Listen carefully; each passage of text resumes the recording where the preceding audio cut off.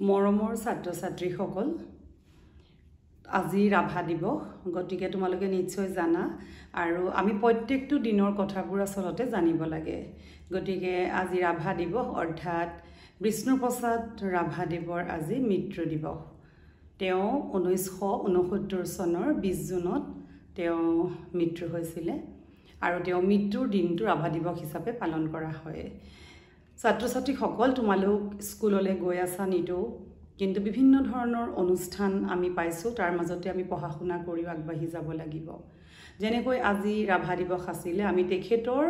দিৱসটিও উদযাপন কৰিব লাগিব আৰু তাৰ পৰাও আমাৰ শিকিবলগীয়া যি আছে আমি শিকিব লাগিব ৰাভাদেৱ কেনেকুৱা আছিল ৰাভাদেৱে কি কৰিছিল তোমালোকে নিশ্চয় জানা যে তেখেতে বৰ্তমান বাংলাদেশৰ যেটো ৰাজধানী ঢাকা তাতে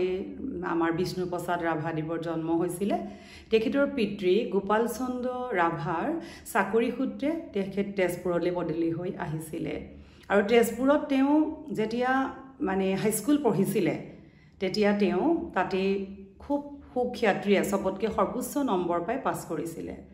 আৰু তেওঁ প্ৰথমতে ঢাকাত থাকোতে ঢাকাত বাংলাই শিকিছিল তাৰ পিছত তেওঁ ইয়াতে তেজপুৰত তেওঁ যেটো হাইস্কুলীয়া শিক্ষা সমাপ্ত কৰিছিল তাৰ পিছতে তেওঁ কলেজীয়া শিক্ষাৰ কাৰণে কলিকতালৈ গৈছিল তাত তেওঁ সেন্ট পল মিছন তেওঁৰ স্কুলত তেওঁ এসএসসি অৱতীৰ্ণ হৈছিল তাৰ পিছতে তেওঁ তাতে কলেজত পঢ়িছিল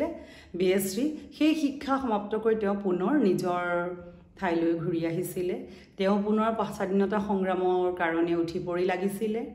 আৰু সেই সময়ত তেওঁৰ লগৰ ফণী শৰ্মাদেৱ আদি কৰি বিভিন্ন জনক তেওঁ লগ পাইছিল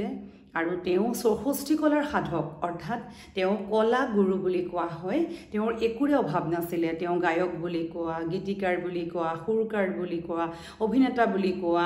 বিভিন্ন তেওঁ একো গুণৰে কম নাছিল তেওঁ কি কৰিছিল তেওঁ সমাজৰ দুখীয়া মানুহখিনিক চাইছিল যিখিনি একদম অন্যায় যিখিনি একো নাপায় যাক কোনেও সহায় নকৰে সেই মানুহখিনিক তেওঁ কি কৰিছিল সহায়ৰ হাত আগবঢ়াইছিল ভূমিহীন কৃষকৰ লগত তেওঁ লগ হৈ পিতৃসূত্ৰে লাভ কৰা 2500 বিঘা মাটি তেওঁ ভগাই দিছিল আৰু শেষত তেওঁ কি হৈছিল 1969 চনৰ আজিৰ দিনটোত তেখেতৰ মৃত্যু হৈছিল গতিকে আমি এই কথাবোৰ জনা বহুত দৰকাৰ ঠিক তেনেকৈ আমাৰ অহাকালিলে যোগ দিৱস আছে কিন্তু এইবিলাকৰ মাজত আমি আমাৰ এটা চূড়ান্ত পৰীক্ষা শিক্ষান্ত পৰীক্ষালৈ আমি আগবাঢ়িছো তোমালোকৰ পঢ়াৰ প্ৰতি যিখিনি ছাত্ৰ ছাত্ৰীয়ে নিয়মিত পাঠদান গ্ৰহণ কৰি আছা তেওঁলোকলৈও মোৰ অনুৰোধ আৰু আন যিখিনি ছাত্ৰ ছাত্ৰীয়ে এতিয়াও ভাবা নাই যে পঢ়িম তেওঁলোকৰ সঁচাকে বহুত কষ্ট হ'ব তোমালোকে পৰীক্ষাটো যথেষ্ট টান হ'ব বাৰে বাৰে কৈছো চৰকাৰে নিয়ম দি আছে তোমালোকৰ এমসিকিউ তোমালোকে 45ত 13 পাব লাগিব আৰু তোমালোকে বাকি ডেসক্ৰিপটিভ 45 ভিতৰত 13 পাব লাগিব চাৰিটা বিষয় তেনেকে কৰিবা ভাবি কৰিলে নহব বহুত ছাত্ৰ ছাত্ৰীয়ে মোক কৈছা বাইদেউ আপুনি কৈছিলে কিয় পাছ নকৰিলো মই তোমালোকক কৈছিলো কিতাপ পঢ়ি পেলাই তোমালোকে এপ্ৰোপ্ৰিয়েট মুখস্থ কৰি লিখিব নোৱাৰিলো তোমালোকে তাৰ পৰা শুদ্ধ বাক্য লিখিলে তোমালোকে উত্তীৰ্ণ হ'ব পাৰিবা কিন্তু তোমালোকে সেই কথাখিনি অন্তত বুজিব চেষ্টা কৰা যে কি কৈছে আমি আসলে প্ৰকৃতিৰ লগত চলো গতিকে প্ৰকৃতিখনে আমাক সদায় ইন্ডিকেশন দি আছে ৰাতিপুৱা সূৰ্য উদয় হৈছে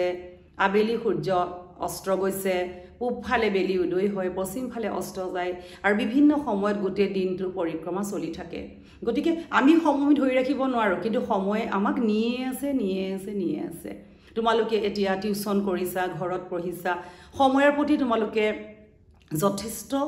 মানে মনোযোগ দিবা কাৰণ সময় আমি ধৰি ৰাখিব নোৱাৰো কিন্তু এলেহুৱাৰ দিন নাযায় নোপোৱাই গতিকে তোমালোকে এই কথাবোৰ মনত ৰাখি তোমালোকে বহুত কষ্ট কৰি তোমালোকে পঢ়া এটা ভাল ৰিজাল্টৰ কাৰণে আমি ভাল ৰিজাল্ট কৰিলে চাকৰি কৰিম এনে নহয় আমি যদি শিক্ষিত হওঁ আমাৰ জীৱনৰ সকলোবিলাক ভুল শুদ্ধ গম পাম আমাৰ নেক্সট জেনাৰেশনক আমি শুদ্ধ পথত আগুৱাব পাৰিম গতিকে তোমালোকে খুব ভালকৈ পঢ়া অহাকাইলে যোগ দিৱস ইয়াৰ পিছত ইউনিট টেষ্ট গৰম বন্ধ আছে আমি প্ৰত্যেকটো পাঠৰ কথা আলোচনা কৰিম তোমালোকে